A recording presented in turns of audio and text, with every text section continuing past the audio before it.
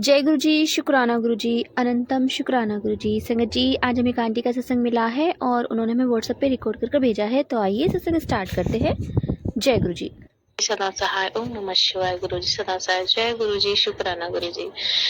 संगत जी, यूनिवर्स की तरफ से मैसेज आ रहे थे, मतलब जो रील्स आती हैं उसमें लगातार यही मैसेज आ रहे थे कि आपको किसी की सच्चाई मालूम पड़ने वाली है, किसी के थ्रू आपको पता लगने वाला है कि कौन है जो आपके घर में ही रह के आपके साथ पीठ पीछे आपके साथ विश्वासघात कर रहा है। तो कुछ टाइम से मेरी मदर इन लॉ बहुत स्वीट है, मेरे साथ बहुत अच्छे से रहती हैं, हेल्प भी करा देती हैं काम में, घर के में, और मतलब बहुत ठीक है, उनका नेचर अच्छा हो गया है। तो मैं गुरु जी से शुक्राना करती रही, मैंने कहा गुरु जी आपने सच में सब कुछ बदल दिया, और बदला भी है, ऐसा नहीं बदला। तो मैं सोचती थी मेरी मदर इन लॉ काफी अच्छी हो गई है, शायद मेरी ही माइंड में ये इनके लिए कुछ नेगेटिव थॉट्स आ जाते हैं नेगेटिविटी की वजह से। बट कल मेरे हस्बैंड के साथ थोड़ा नोकझोंक हुई फोन पे। वो अभी दूर है, ड्यूटी वगैरह कुछ चीज की तैयारी कर रहे हैं, और मैं अपने मायके में हूँ। तो उन्होंने लड़ते हुए मुझसे बोला कि मुझे सब पता है, जो जितना भी जहर तुमने मेरे खिलाफ उगला है वो सारा मुझे पता है, मुझे मेरी मम्मी ने बताया। जय गुरु जी, शुक्राना गुरु जी, आपने बताया कि किस तरह से मेरी मदर इन लॉ मेरे साथ स्वीट बन के मेरे ही बारे में मेरे हस्बैंड को भड़काती है, मतलब मेरे सामने बहुत अच्छी रहेंगी और दूसरे साइड वो मेरे हस्बैंड को मेरे खिलाफ भड़काती है। तो शुक्राना गुरुजी, आपने उनका ये रूप, एक्चुअली मुझे पता था लेकिन कंफर्म नहीं था। मैं कभी कभी सोचती थी हाँ ये भड़काती है, और कभी कभी क्या होता कि हो सकता है ये मेरे दिमाग का वहम हो। तो शुक्राना शुक्राना शुक्राना गुरुजी, जिस तरह से आप ये सच्चाई मेरे सामने लेके आए हो ना, तो मेरी एक अरदास है आपसे गुरुजी, दिल से अरदास है आपसे, प्लीज इसे जरूर पूरा करना। आप मेरी हर अरदास पूरी करते हो, और जो मेरे लिए सही नहीं होता बस वही नहीं करते हो। तो आपसे एक अरदास है गुरुजी महाराज कि जिस तरह से आप इनका चेहरा मेरे सामने लेके आए हो ना, उसी तरह से इनका असली चेहरा मेरे हस्बैंड के सामने लेके आओ, इनकी सिस्टर्स का और इनकी मदर का। मतलब ये चाहती हैं कि हम दोनों में कभी ना बने, सामने से दिखाएंगी कि हम, मेरा तो जी बहुत दुखता है, तुम दोनों लड़ते हो, मैं चाहती हूँ दोनों हंसी खुशी रहो, घर में सुख शांति रहे, फलानी बात ढिकानी बात, ये इस तरह से बात करते हैं। लेकिन पीठ पीछे ये हमारे रिश्ते को काटती रहती है, मतलब इनको भड़काती रहती हैं और बुरा भला कहते रहते हैं मेरे सामने मेरे हस्बैंड को। मतलब मुझे लगा ये मेरी साइड है, जो ये चाहती हैं कि हम खुश रहें, ये है वो है, लेकिन करती क्या है कि ये मुझसे कभी भी खुश नहीं थी। इन्होंने बातों बातों मुझसे कहा था कि मैं नहीं चाहती थी ये शादी हो, और मजाक में बोला था, मेरे से नहीं पूछा किसी ने, और इसने तो अपनी मर्जी से शादी की है। एक्चुअली इन्होंने लव मैरिज की थी, मैं शादी नहीं करना चाहती थी, बट इनका ये था कि मैं शादी करूंगा तो इसी से ही करूंगा।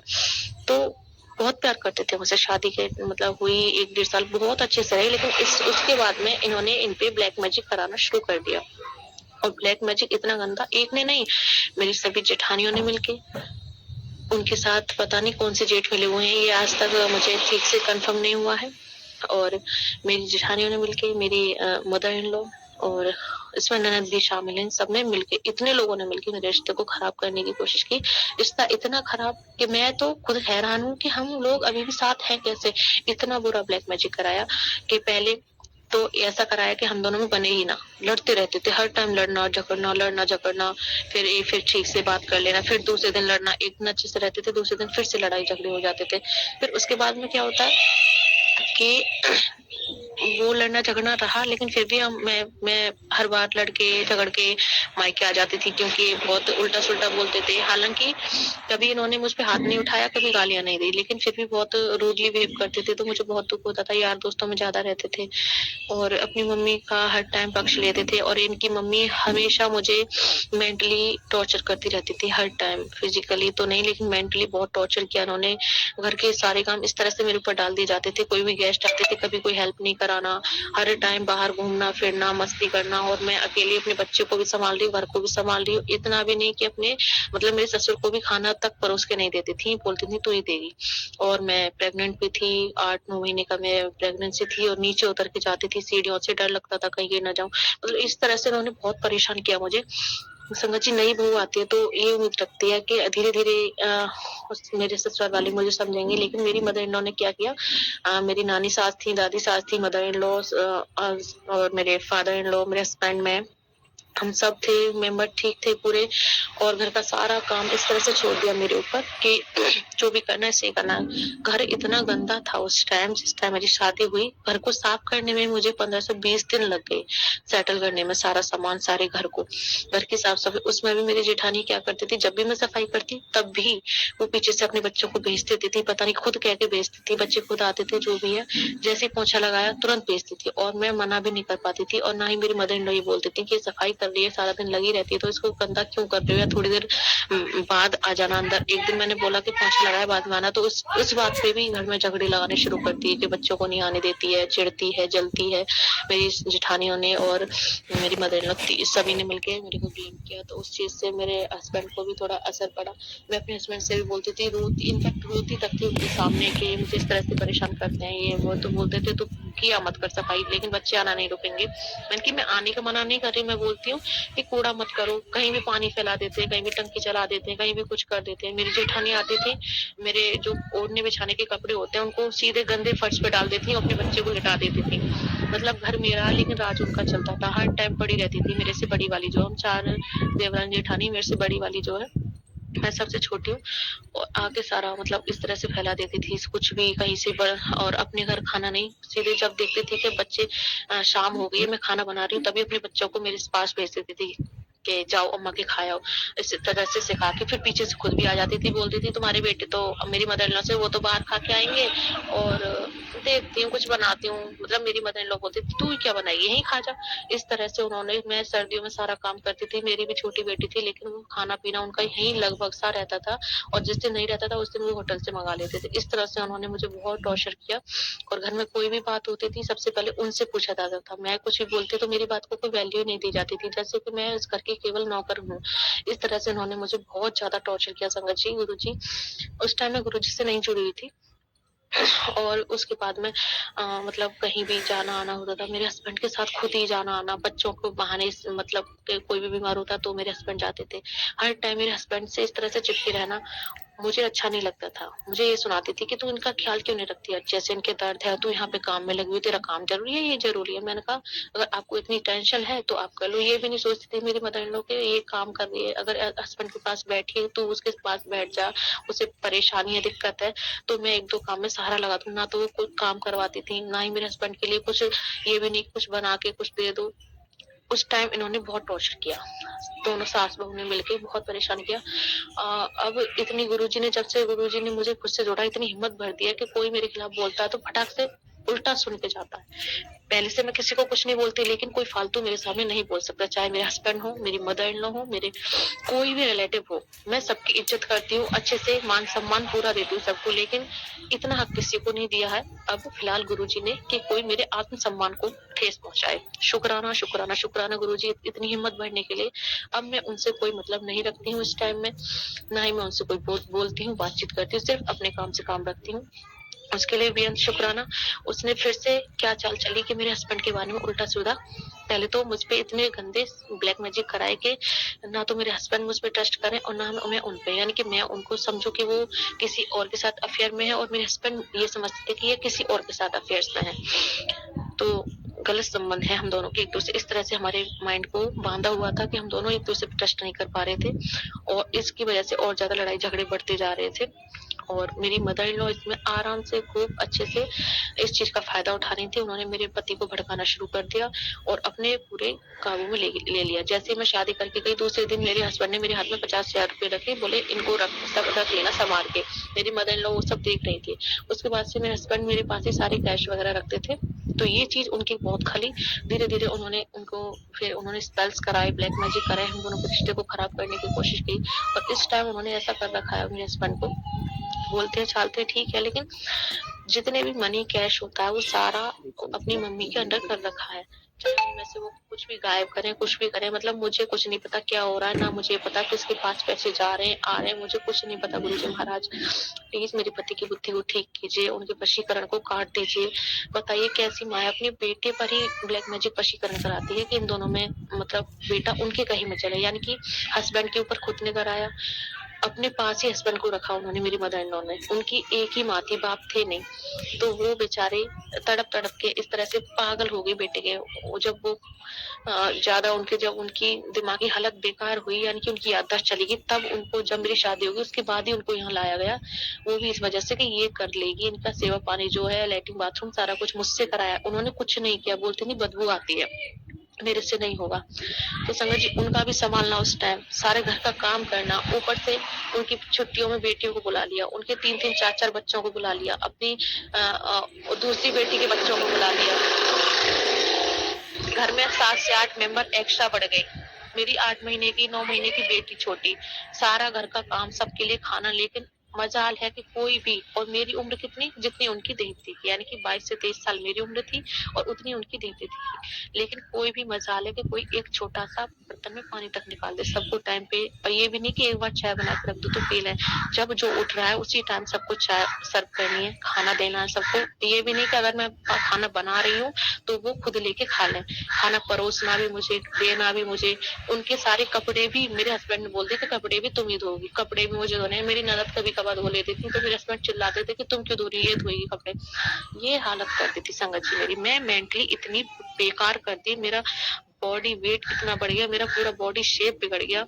22 की उम्र में मैं पूरी 40 की लगने लगी थी संगत जी। मेरे इतना वेट गेन किया मैंने, इतना वेट बढ़ गया, मुझे थायराइड हो गया, पीसीओडी, पीसीओएस, मतलब न जाने कितनी बीमारियां, बीपी, बहुत सारी बीमारियों ने मुझे जकड़ लिया। डिप्रेशन में रहती थी हर टाइम, हस्बैंड कोई बात नहीं सुनते थे।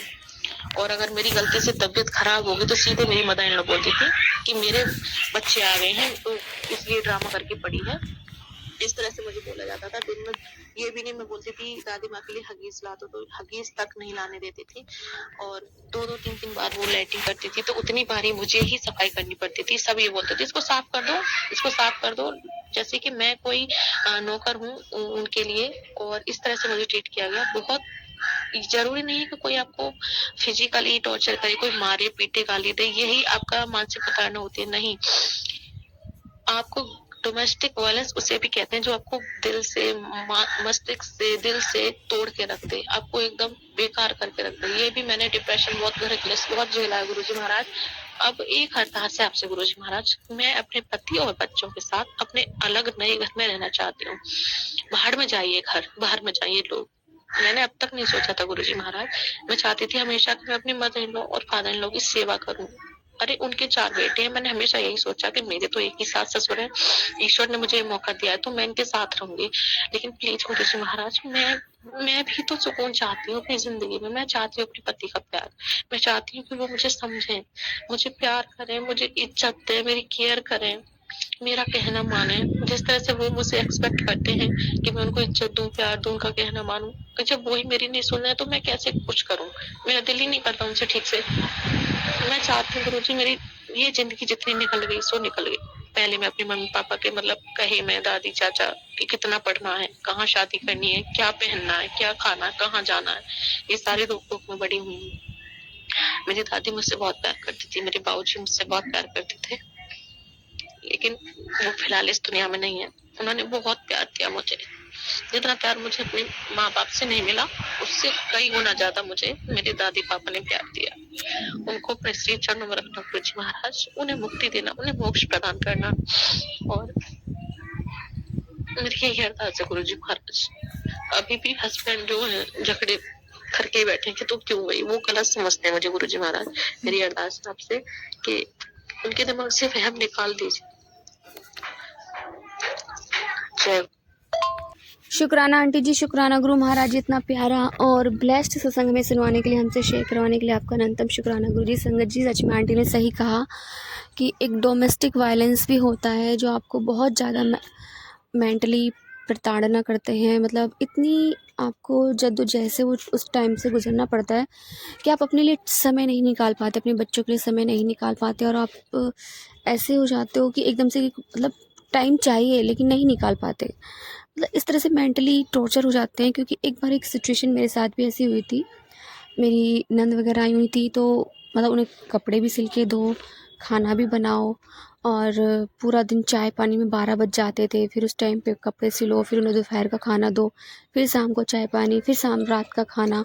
मतलब 11 पूरा मतलब सुबह 6 बजे उठो और 11 बजे तक मतलब भेड़ बकरियों की तरह लगे रहो काम में। अपने लिए बिल्कुल टाइम ना निकालो। उस बीच में कपड़े भी धो, उनके भी धो, अपने भी धो।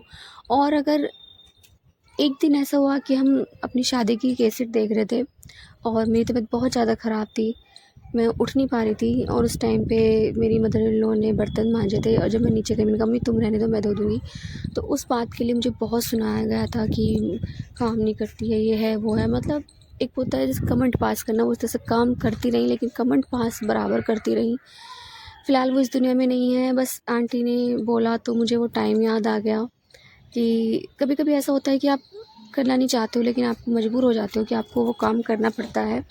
और मेरी तबीयत ठीक नहीं थी, मैं फिर भी काम कर रही थी और फिर मैंने रात के टाइम दवाई लेके मैं सोई।